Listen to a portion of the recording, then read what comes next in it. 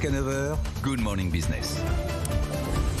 7h21 sur BFM Business et sur RMC. Découverte, les prépas ne remplissent plus autant qu'avant. Désaffection, baisse de 14% pour les classes préparatoires aux grandes écoles de commerce. Notre invité Bertrand Léonard, bonjour. Bonjour. Vous êtes le président d'IPSUP. Alors on a fait ce matin un petit sondage dans la rédaction qui vaut rien, puisqu'on n'était pas très nombreux. Et qui voudrait que ses enfants fassent une classe prépa? Eh bien personne. Tout le monde a dit non, c'est du temps perdu. C'est du temps perdu. Autant faire de l'admission parallèle, faire autre chose, mais c'est trop de temps du post-bac. Le bachelor un peu à l'anglo-saxonne, etc. Oui. Alors c'est un monde très varié, très hétérogène, les prépas. Déjà pour les mettre un peu en perspective, vous avez le monde de l'enseignement supérieur, puisque les prépas c'est juste après le lycée, les classes prépas. Il y a, dans le monde de l'enseignement supérieur, il y a à peu près 3 millions d'étudiants. Sur ces 3 millions, il y a 1,6 million à peu près à l'université. Bon.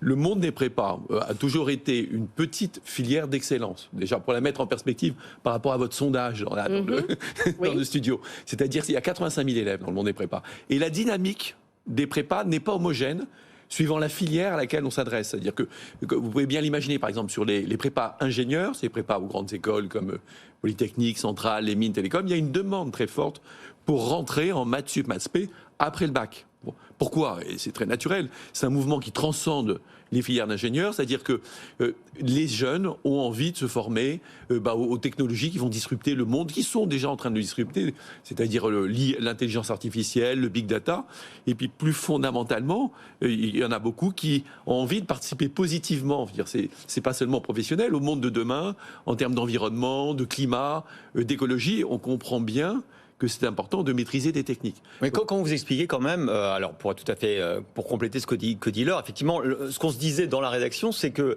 si vous avez des enfants qui sont très doués, effectivement, vous pouvez encore leur conseiller des prépas parce que c'est des filières d'excellence, si vous voulez à la Polytechnique, à Normale, etc. Ouais. Mais ou aux grandes écoles de commerce. Mais effectivement, la crainte, c'est que finalement, ou plutôt l'espoir, c'est que d'aller dans des formations d'apprentissage, d'alternance, ou bien des formations directement de bachelor, post-bac, on leur met plus facilement et plus vite le pied à l'étrier. Alors, moi, l'une n'exclut pas l'autre.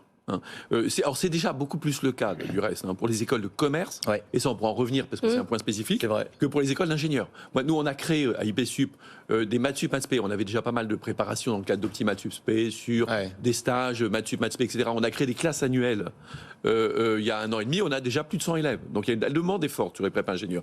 Sur les écoles de commerce c'est différent. Pourquoi? Qu'est-ce qui se passe? Alors il y a des phénomènes spécifiques.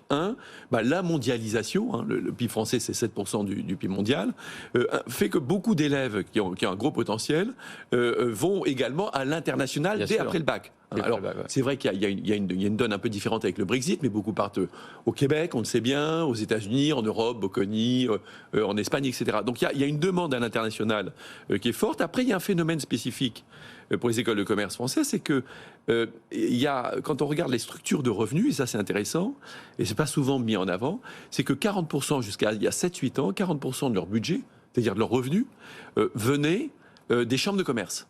Or, ces chambres de commerce, progressivement, ont arrêté le robinet, donc elles se sont trouvées confrontées à un trou en quelques années. Il y a eu une forme d'attrition de 40% de leurs revenus. Deux réponses à ça.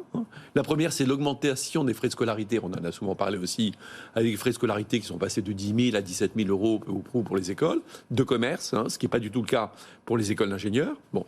Et le deuxième facteur, c'est l'ouverture, pour un certain nombre d'entre elles, de voies. Alors, c'est plus, c'est plus les bachelors. J'évoquais tout à l'heure les admissions parallèles. C'est plus les bachelors. Il y a des raisons après le bac, vous faites 5 ans incorporés dans l'école d'ingénieur. Polytechnique le fait, ou de commerce. Pour Polytechnique, c'est tout petit, c'est 80-85. Oui, mais c'est un début quand même. C'est intéressant qu'ils aient ouvert cette filière post-bac. Alors là, ça touche bien. Donc le troisième phénomène qu'il y a, c'est qu'il y a, et ce qui est intéressant, et qui touche pas d'ailleurs que les prépas, c'est que le modèle anglo-saxon progressivement, qui était particulier, c'est-à-dire il y a pas dans le modèle anglo-saxon, il n'y a pas de master. La grande école, vous voyez ça, la prépa, ça conduit un master. Bon, le modèle anglo-saxon, c'est bachelor. Bachelor, c'est 3-4 ans. C'est 5 ans, c'est le master. Bachelor, c'est 3-4 ans.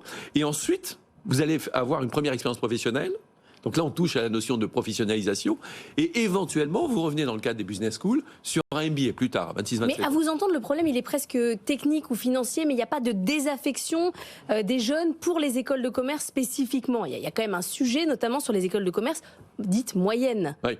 Alors, c'est exactement. C'est-à-dire que quand on regarde les candidatures au concours, précisément, quand on regarde ce qu'on appelle communément le top 5, top 7, c'est-à-dire HEC, l'ESSEC, le CP, vous aviez Jean-Marc Daniel, les DEC, le MNIO, etc. Là, le nombre de candidatures au concours est stable, voire en hausse. Et ce qui est vrai, ce qui est très différencié, vous avez raison d'insister, c'est quand vous adressez au milieu du peloton, au bas du peloton, là, il y a une désaffection forte. Et il y a une chose qui est réelle, nous on le dit à IPSUP, c'est une des toutes premières prépas de France, et c'est connu, c'est que ça ne vaut la peine de rejoindre une prépa qu'à partir du moment où la probabilité d'intégrer une des 3 ou des 5 premières est forte.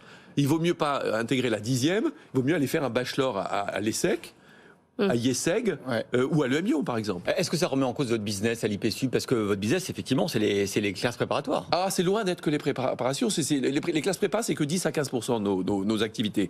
Alors nous, c'est intéressant, c'est-à-dire que depuis, moi j'ai repris IPSUP il y a 6 ans bientôt, le monde change vite dans l'enseignement supérieur. Oui. Les modes de sélection évoluent très vite. Bon.